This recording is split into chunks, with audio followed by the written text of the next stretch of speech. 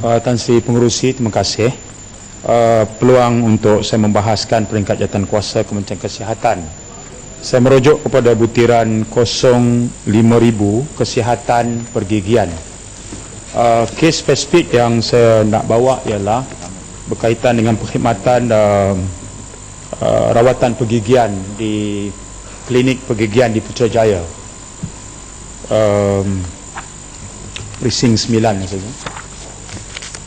Di situ ada hari ini ada 4 chair saja, 4 kerusi saja, Bapak Menteri. 1 kerusi pakar, 3 saja yang untuk rawatan orang ramai. Satu hari purata pesakit yang beratur untuk dapat rawatan saya dipahamkan mencecah hampir 600 orang. Seorang dentis cuma boleh ada keupayaan merawat sehingga 30 orang saja sehari. 3 saja chair yang boleh digunakan, 1 untuk pakar, sedangkan senarai menunggu itu jadi begitu lama untuk rawatan harian. Ini kerana open policy kementerian, itu saya tak petikaikan mana boleh klinik atau doktor tolak pesakit yang ingin mendapat rawatan. Akibat open policy ini, maka pesakit dari Seremban, dari Kuala Selangor, dari Kelang, Shah Alam pun turun juga ke klinik pergigian ini, dan itu memberikan satu bebanan kerja berlebihan kepada doktor-doktor pergigian yang bertugas. Dan yang kedua ialah apabila satu pesakit yang telah siap dirawat, tampalan gigi misalnya, dan dia perlu membuat satu temu janji akan datang. Temu janji akan datang tu yang Bapak Menteri, dia kena tunggu 7 bulan lagi, ya, 7 bulan lagi, ya. Sumber saya ni sumber yang paling authority, Pak Menteri, ya, kakak saya yang jadi doktor tu, ya. Jadi minta saya bukan soal kakak lah, saya Sungai Petani pun anak dia 3 orang doktor gigi, ya. Jadi bila kami bandingkan maklumat itu, keadaan bukan hanya di Putrajaya tetapi juga di klinik-klinik kesihatan pergigian yang lain.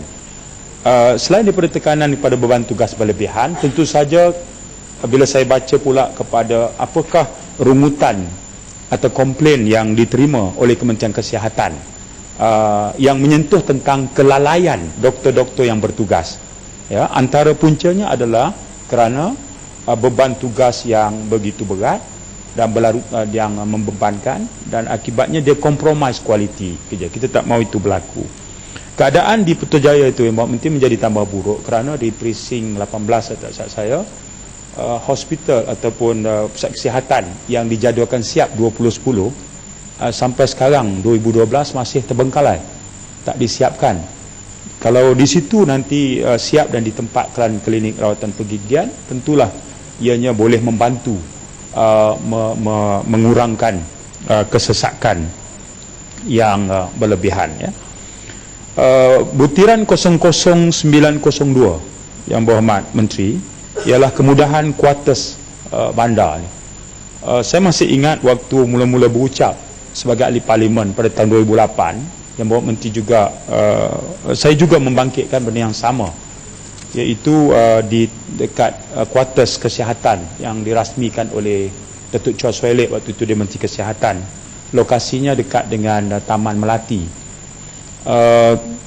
Dia punya keluasan kuartus itu lebih kurang 900 kaki persegi. Isunya ialah di situlah ditempatkan doktor-doktor, di situlah juga ditempatkan kaki tangan kementerian yang lain daripada pangkat tinggi sampai pangkat rendah. Kemudahan yang sama, iaitu 900 kaki persegi keluasan lantai, kemudahan parking yang sama, tetapi potongan elan perumahan tu dia ikut pangkat. Jadi doktor punya potongan perumahan tentulah lebih tinggi daripada seorang pegawai di Kementerian Kesihatan yang lain yang pangkat rendah. Sedangkan kualiti kemudahan kuartus yang digunakan itu sama. Jadi saya timbulkan yang sama juga kerana masa bertugas doktor tu kadang-kadang mencecah sampai 14-15 jam dan on-call dan sebagainya. Keadaan di rumah itu sangat tidak kondusif dengan profesion kedoktoran itu. Dan mereka cuba untuk memohon kemudahan kuartus doktor di Jalan Duta yang lebih selesa Tapi senarai menunggu untuk mendapat kemudahan kuartus doktor di Jalan Duta itu juga cukup lama. Seringkali jawapan yang mereka terima adalah gagal untuk mendapatkan kemudahan kuartus di Jalan Duta. Dan kita sedia maklum, isu yang dialami oleh Kementerian Kesihatan sekarang ialah doktor dalam perkhidmatan kerajaan ni dia lebih mudah terpanggil untuk jika ditawarkan khidmat dengan sektor swasta kerana ganjaran lumayan. Selain pada ganjaran, kadang-kadang faktor penolak dia, push factor dia adalah kerana keadaan kemudahan kesihatan kuartus yang doktor-doktor merasakan sebagai perlu lagi ditambah, tetapi semacam agak terabai. Itu yang perkara kedua. Perkara ketiga yang berhormat Datuk Pengerusi ialah butiran kosong 60,000 perkhidmatan farmasi. Ini perkhidmatan farmasi ini saya dapati bahawa aspek pengurusan bekalan ubat dan bukan ubat ini yang memerlukan kementerian memberikan lebih juga tumpuan. Antara kekurangan atau barangkali saya nak sebut kelemahan yang perlu diberi perhatian oleh kementerian ialah mengenai penyambungan sesuatu perjanjian konsesi yang sepatutnya dimuktamadkan dalam satu tarikh yang lebih awal, tetapi ianya hanya diselesaikan 2 atau 3 tahun kemudian, dan ini akan memberi kesan kepada proses bekalan ubat, ya, berkenaan dengan tempoh perjanjian. Saya percaya yang berhormat Menteri faham, tanpa saya menyebut isu-isu yang spesifik, apabila ada kesulitan dari segi perjanjian konsesi bekalan seperti ini, ada 2 perkara pula timbul. Di Kementerian Kesihatan kadang-kadang ada bekalan ubat yang diterima lebih awal, ya, daripada tarikh yang sepatutnya dihantar. Di satu sisi yang lain, dia terima pula lambat daripada tempoh. Kedua-duanya ada masalah. Dia terima awal, bila masuk ke bahagian farmasi, tempoh tamat tempoh ubat itu menjadi masalah di sekawalan. Kalau dia hantar lambat, tentulah. Kalau dia hantar lambat, susah kepada pesakit. Ya, pesakit yang sepatutnya terima ubat pada masa itu tak dapat ambil. Saya bagi contoh, kawasan saya Machang, hospital daerah yang paling dekat ialah Machang dan juga Kuala Krai. Machang 100,000 penduduk. Kalau dia tak sebab pergi Kuala Krai, Machang dia pergi Kuala Krai. Apa rungutan yang saya terima daripada orang kampung ni ialah bila dia dah jumpa doktor, dia pergi bawa slip ubat pergi farmasi, farmasi bagi tahu kata ubat tak sampai lagi, pak cik datang minggu depan atau 2 minggu lagi. Kalau pak cik tu hidup lagi, kalau pak cik tu padam. Jadi ini isunya di bawah ni, ya. Jadi mereka berpendapat bahawa bila padamlah ni cara orang utara lah kan.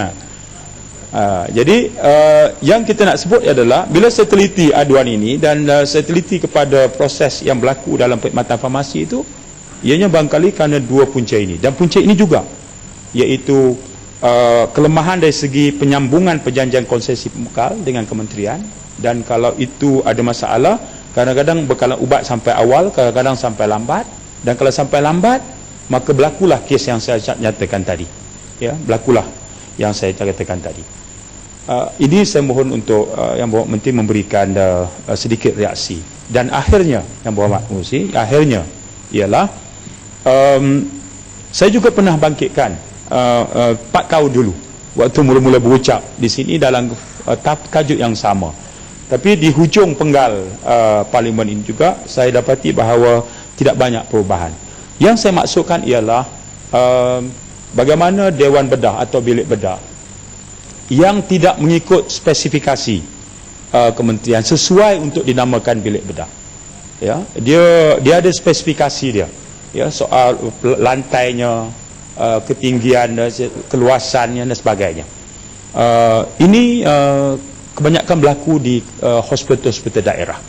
Ya, selain daripada isu tak cukup katil, ya, ada pesakit yang Berhormat Menteri apabila terlibat dengan kemalangan dipasang besi sana sini, tapi kerana ada pesakit lain yang masuk kes kecemasan, yang dipasang besi ni diminta balik ke rumah, dan untuk kerja-kerja dipanggil dressing ni kan, pencucian luka ni, dia minta berulang-alik pada rumah ke hospital. Ini juga sering berlaku akibat tidak cukup katil, dan itu sangat membebankan rakyat bawahan. Dan saya percaya Berhormat Menteri, yang saya perhatikan daripada dulu sekarang konsisten mendengar setiap perbahasan kami, boleh memberikan maklum balas yang baik, yang boleh menjanjikan penambahbaikan. Terima kasih. Yang Amat Seri Gading. Terima kasih Datuk Pengerusi